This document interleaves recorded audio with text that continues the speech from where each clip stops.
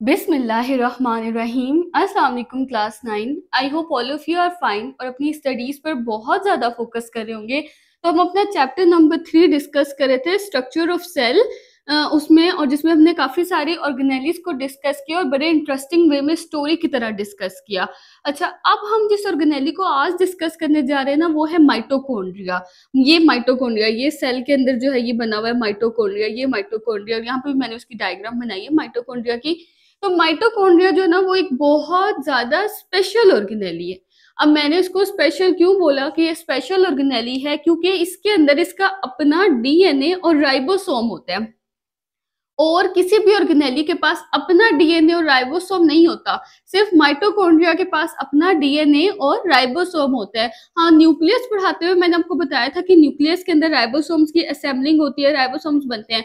अच्छा, लेकिन माइटोकॉन्ड्रिया के पास अपना खुद का अलग से सेपरेट डीएनए भी है, राइबोसोम भी है। ये आप इसकी डायग्राम में देख सकते हैं, ये इसके अंदर डीएनए भी है और इसके अंदर राइबोसोम्स भी, दोनों चीजें प्रेजेंट है। इसका मतलब ये प्रोटीन्स भी बना सकती है, क्योंकि राइबोसोम तो प्रोटीन फैक्ट्री होते हैं ना। तो अगर इसके अंदर राइबोसोम्स भी हैं तो फिर ये प्रोटीन्स भी बना सकती है। तो इसको किसी और चीज की जरूरत नहीं है, इसके पास अपना खुद का ही सब कुछ है। तो ये एक बिल्कुल सेल्फ रेप्लिकेटिंग ऑर्गेनेली है, बिल्कुल सेल्फ सफिशिएंट। इसको और किसी की जरूरत नहीं है। इसके पास अपना डीएनए है, अपना राइबोसोम है, अपना प्रोटीन बनाती है।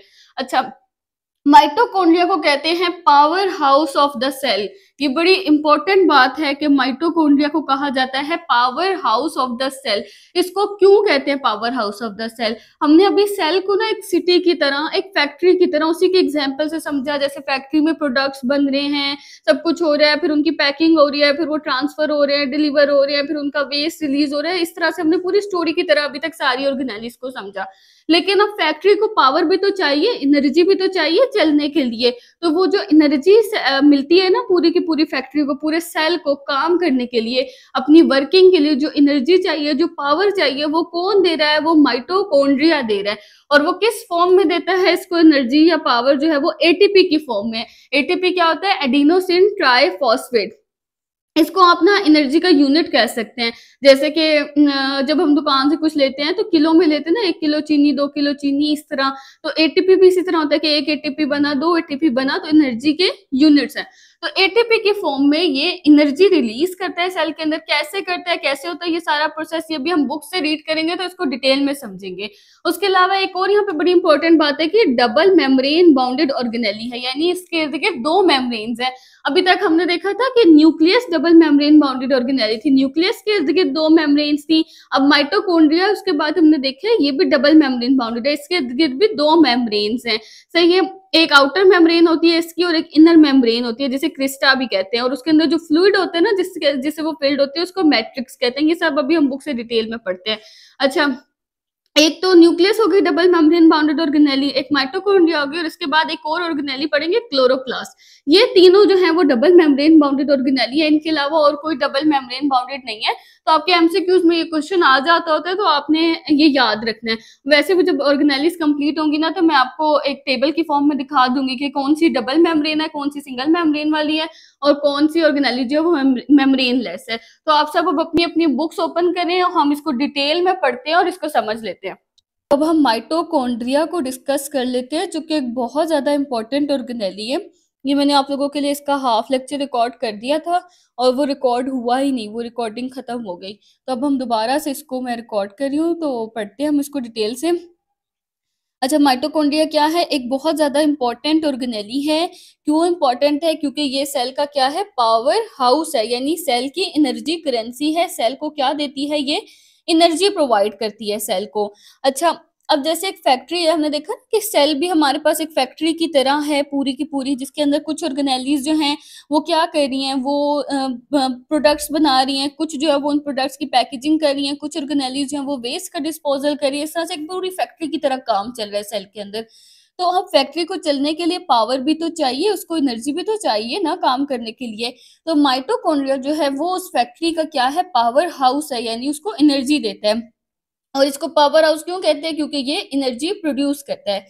अब ये एनर्जी किस तरह से प्रोड्यूस होती है, ये आपके पास ना लॉन्ग क्वेश्चन में भी आ सकता है माइटोकॉन्ड्रिया और शॉर्ट में भी आ सकता है। इसके फंक्शंस, इसके स्ट्रक्चर और इसकी कॉम्पोजिशन कुछ भी आपसे ना पूछा जा सकता है।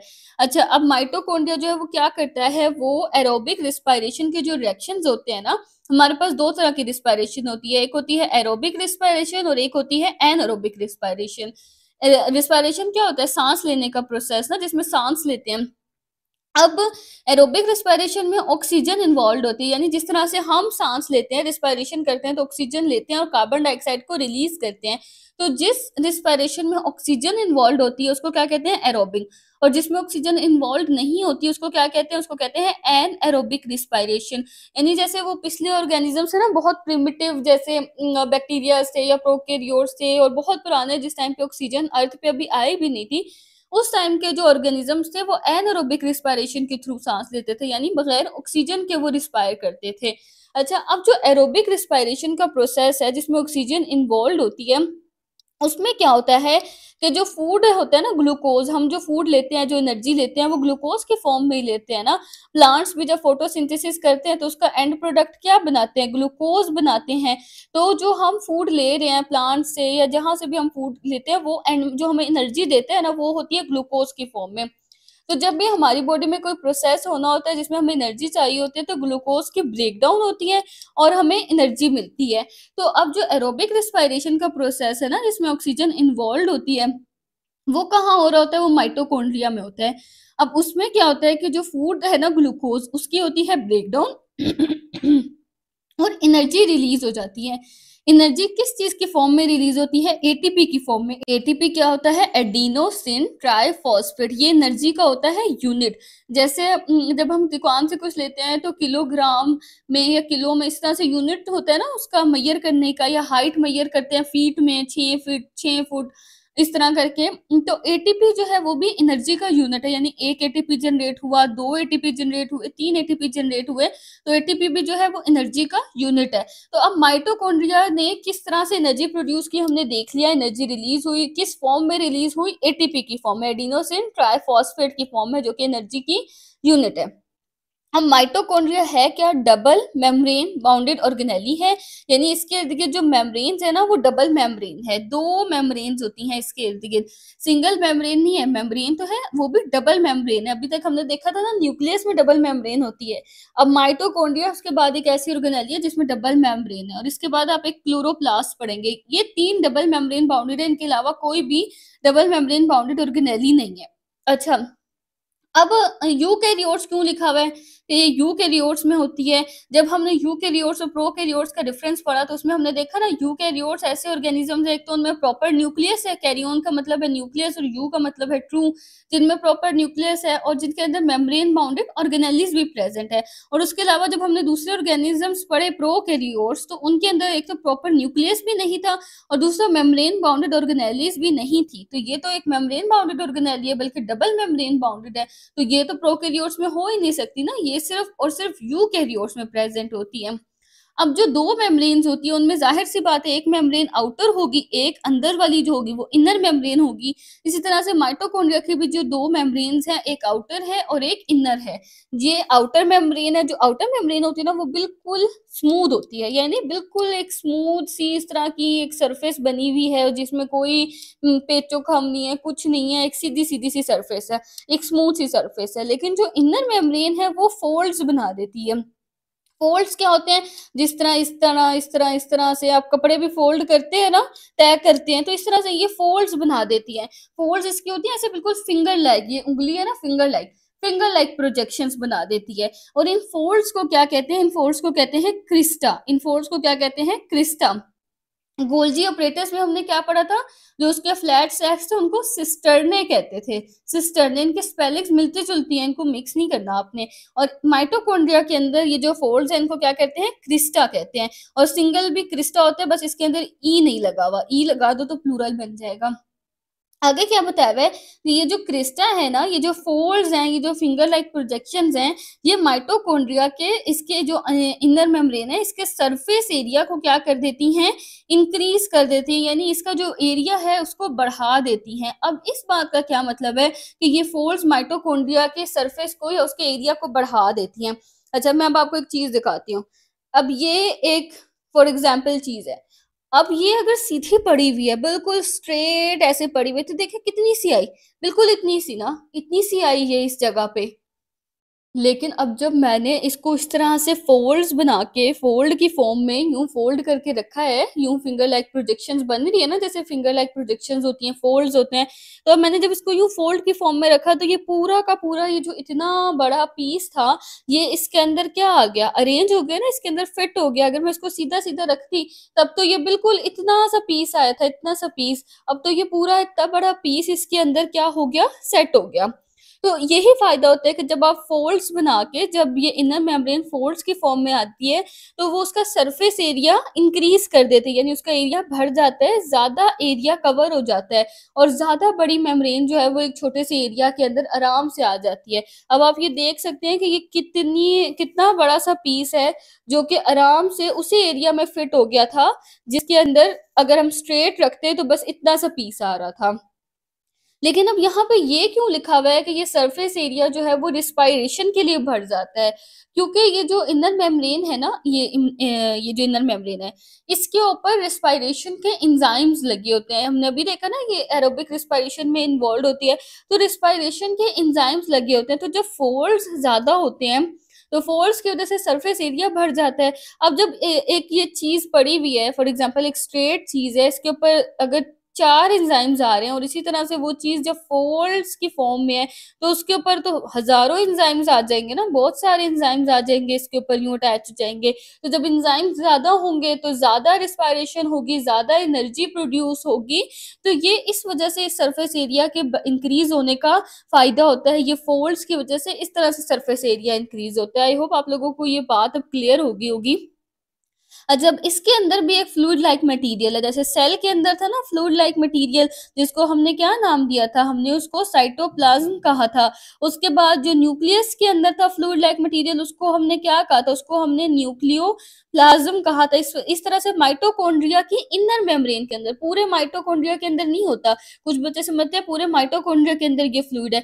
ये जो सिर्फ हमें इनर मेम्ब्रेन ये नज़र आ रही है ना, सिर्फ इसके अंदर ये फ्लूइड प्रेज़ेंट होता है, जिसको क्या कहते हैं? मैट्रिक्स कहते हैं। इस इनर मेम्ब्रेन के अंदर फ्लूइड प्रेजेंट होता है और उसको क्या कहते हैं? उसको मैट्रिक्स कहते हैं।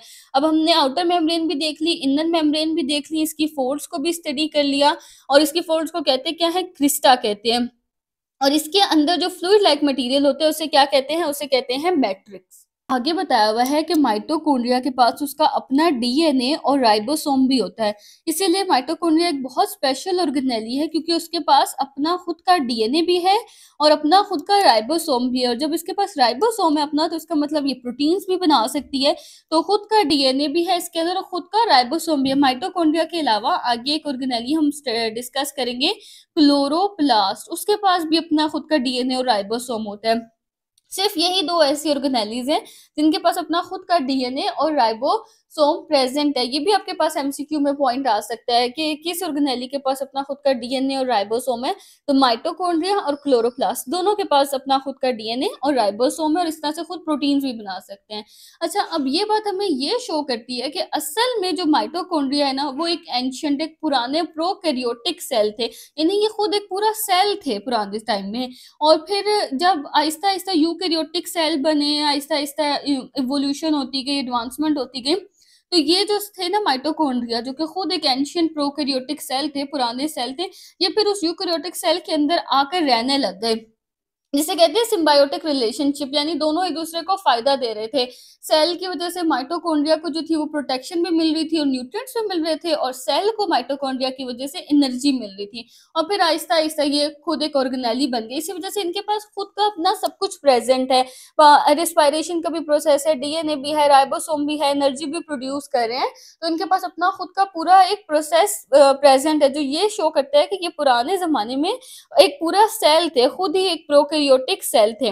अच्छा, अब यहाँ पे ये जो पॉइंट है ना, वो इस चीज़ को और ज़्यादा शो कर देता है कि जो राइबोसोम है ना माइटोकॉन्ड्रिया का, वो प्रोकैरियोटिक राइबोसोम से ज़्यादा मिलता है यूकैरियोटिक राइबोसोम के बजाय। अब है तो ये यूकैरियोटिक सेल के अंदर, लेकिन अब इनका राइबोसोम जो है वो बिल्कुल प्रोकैरियोटिक राइबोसोम्स की तरह। राइबोसोम एक ऐसी ऑर्गेनेली है जिसके इर्द गिर्द मेम्ब्रेन नहीं है। जब मेम्ब्रेन नहीं है तो ये प्रोकैरियोट्स में भी पाई जाती है और यूकैरियोट्स में भी पाई जाती है, लेकिन थोड़ा सा स्ट्रक्चर में और साइज में डिफरेंस होता है। जो प्रोकैरियोट्स का राइबोसोम होता है ना, वो साइज में थोड़ा सा छोटा होता है। तो माइटोकॉन्ड्रिया का भी जो राइबोसोम है ना, वो बैक्टीरियाज की तरह, प्रोकैरियोट्स की तरह होता है। तो आई होप आप सबको आज का लेक्चर समझ आ गया होगा, और अगर कोई पॉइंट नहीं समझ आता या कंफ्यूजिंग लगता है तो आप लोग मुझे कमेंट सेक्शन में पूछ सकते हैं। और अगर लेक्चर पसंद आया हो तो लाइक शेयर एंड सब्सक्राइब जरूर किया करें, ताकि आपको अगले लेक्चर्स की अपडेट्स मिलती